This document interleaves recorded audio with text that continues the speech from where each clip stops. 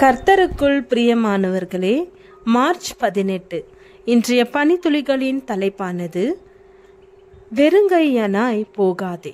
வசனம் யாத்திராகமம் 34வது அதிகாரம் 20வது வசனம். உன் பிள்ளைகளில் முதற் பேரானவைகளை எல்லாம் மீட்டு கொள்ள வேண்டும். வெறுங்கையோடு என் சந்நிதியில் ஒருவனும் வரக்கூடாது. தலைவர்கள், அரசாங்க அதிகாரிகள், முக்கியஸ்தர்கள், குடும்பத்தார் யாரையும் நாம் பார்க்க செல்லும் போது அவர்களை பிரியப்படுத்தத்தக்க வெகுமதிகளை கொண்டு போவது வழக்கம். உலகம் முழுவதிலும் எல்லா மக்களிடமும் இப்பழக்கம் உண்டு. ஆனால் சமீப நாட்களில் திருச்சபையில் ஒரு சிலர் ஆராதனைக்கு வரும்போது காணிக்கை எடுத்து வராமல் வெறுங்கையாய் வருகிறார்கள்.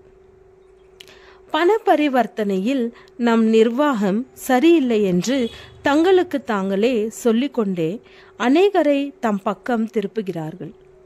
நம்முடைய காணிக்கைகளையும் தசம பாகத்தையும் சரிவர கணக்கு பார்த்து வைத்தால் இன்று எல்லா நாடுகளிலும் இந்த சத்தியம் சென்றிருக்கும். சிருஷ்டிப்பின் வரலாற்றை படிக்கும்போது ஆண்டவர் ஒழுங்கின்மையும் வெறுமையுமாய் இருந்த பூமியை ஆண்டவர் முழுவதையும் எவ்வளவு சிறப்பாக மாற்றி அமைத்தார். முதலில் ஒளியை கொடுத்தார்.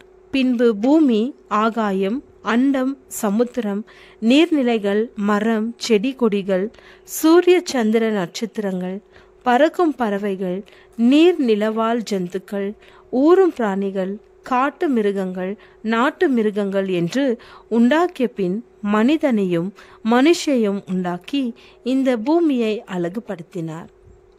கீழ்ப்படியாமை நிமித்தம் உண்டான மரணம் எவ்வளவு கொடுமையானது!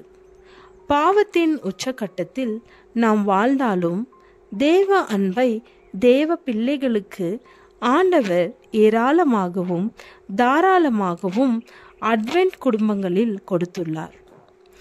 ஆண்டவர் படைத்தவைகள் எல்லாம் நமக்கு தேவை. அவைகளில் ஒன்று குறையாமல் எல்லாம் நம்மை சுற்றி இருந்தால்தான் நம்மால் வாழ இயலும்.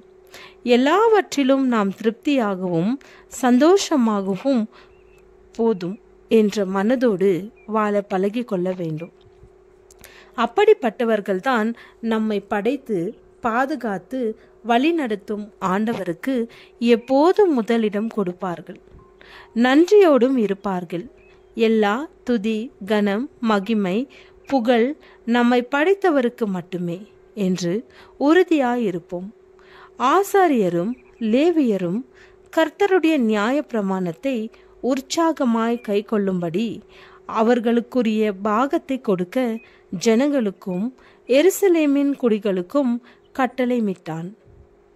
இந்த வார்த்தை பிரசித்தமான போது இஸ்ரவேல் புத்திரர் தானியத்திலும் திராட்சரசத்திலும் எண்ணெயிலும் தேனிலும் நிலத்தின் எல்லா வரத்திலும் முதற் பலன்களை திரளாக கொண்டு வந்து சகலத்திலும் தசம பாகத்தை பரிபூரணமாய் கொடுத்தார்கள். நம்முடைய தேவனை எப்படி கனப்படுத்துவது? உன் பொருளாலும் உன் எல்லா விளைவின் முதற் பலனாலும் கர்த்தரை கனம் பண்ணு, அவர் உன்னை ஆசீர்வதிப்பார். ஜெபம்.